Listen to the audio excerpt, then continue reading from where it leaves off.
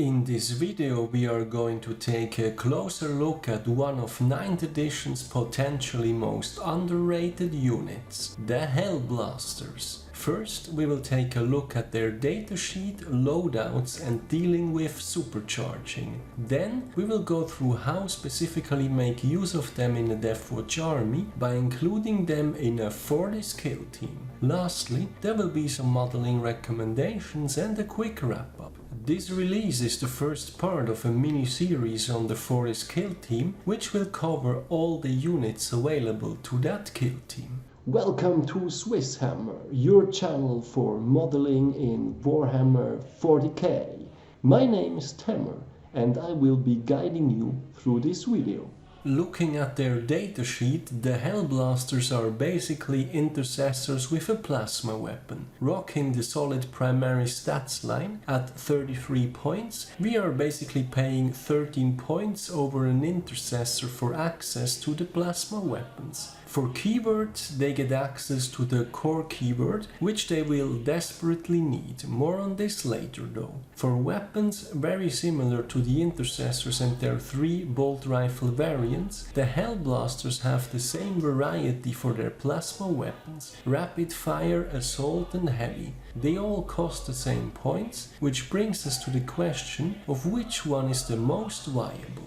The easiest to rule out here is the heavy version, partly due to the recent points drop of the Eliminators and their Las Fusil featured in the chapter approved Field Monitorum MK2. If we compare the two models, the Eliminators with Las Fusil now cost 30 points. They hit on 2+ with a flat damage 3 without the risk of overheating their guns. In comparison, the 3 points more expensive Hellblasters only hit on 3+, and the default profile is arguably worse than the Las Fusil. Having to supercharge and potentially risk blowing themselves up to pull ahead of the Las Fusil is just worse overall. In short, the recent points drop for the Eliminators has basically made the heavy plasma version of the Hellblasters obsolete. Between the rapid fire and the assault version, as it currently stands in 9th edition, the volume of shots combined with the option to advanced offered by the assault version is generally being considered the go-to option. Now that we have picked our weapon type of choice, how do we go about supercharging the weapon? At 3 shots fired, the chance to blow up is roughly 42%. Fortunately enough, as previously mentioned, Hellblasters do have the core keyword, meaning that we can bring that down to 8% with rerolls. Given the cost of the models, you do want those rerolls. Just like with the Plasma Inceptors, roll for each model separately. Given the number of shots, there is the likelihood that one Hellblaster will blow himself up several times, while others might not at all. If you roll all dice at once, there is no way to tell who rolled what and you risk losing more models overall. With the basics covered, how can we best use them in the Deathwatch? When running Hellblasters as their own Hellblaster squad, they are a heavy support choice. Apart from getting up to 10 of them, there are no real advantages here compared to running them as part of the Fortis Kill Team. When including them in the kill team, they get OPSEC, can be shielded by the cheaper intercessors and get access to specialisms. While some people argue that Hellblasters are overcosted, I think the benefits available through the kill team more than compensate for their points, especially now that Plasma Inceptors have taken another points increase. When running them as part of the Fortis Kill Team, there are multiple ways to do so. Classic 5-5 used in combat squads or not. When going for combat squads, you don't necessarily have to split off the 5 Hellblasters, you can also emulate the old tactical squad and mix the intercessors and Hellblasters. That way, you get some cheaper intercessors to shield them still. This largely depends on what suitable targets you have in any given matchup. The good thing about combat squads is that you can use them depending on each individual matchup.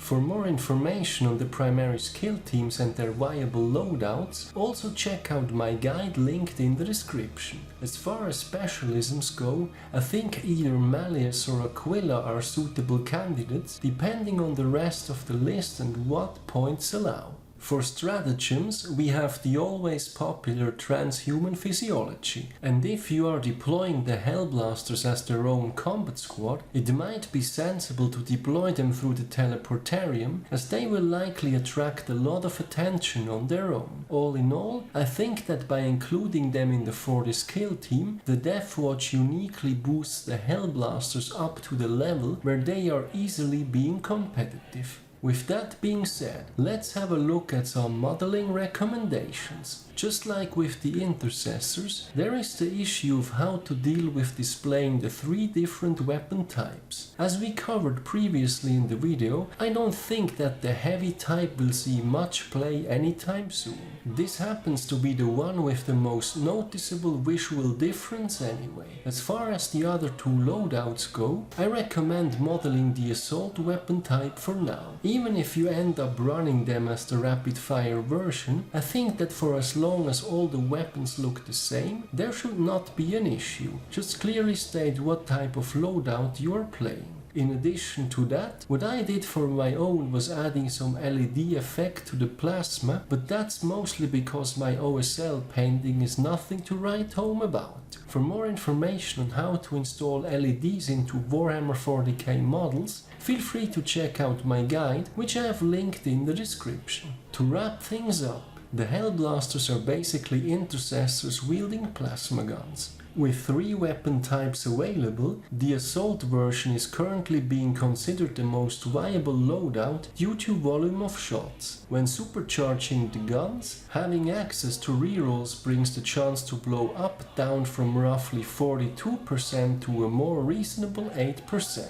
While some consider Hellblaster to be somewhat overpriced, by including them in the Fortis Kill Team of the Deathwatch, we can easily bring them up to the next level by giving them OPSEC, access to specialism, as well as having the cheaper intercessors act as shields for them. Depending on the matchup, if and how to build the combat squads can differ, but there are multiple viable options. When being deployed as a combat squad of 5 Hellblasters, putting them into the teleportarium to keep them safe for as long as possible might help. All in all, I think that by including them in the Fortis Kill Team, the Deathwatch uniquely boosts the Hellblasters up to the level where they are easily being competitive. So that's it for the Hellblasters in the Deathwatch. Have you guys been using these yourself, or are you favoring other models instead? Let me know in the comments. Finally, I would also like to mention that there is a SwissHammer Facebook page where I will be posting links to my videos as well as articles I find of interest. I do read a lot about the hobby, but not all of it will always end up as its own video. I look forward to seeing you there as well.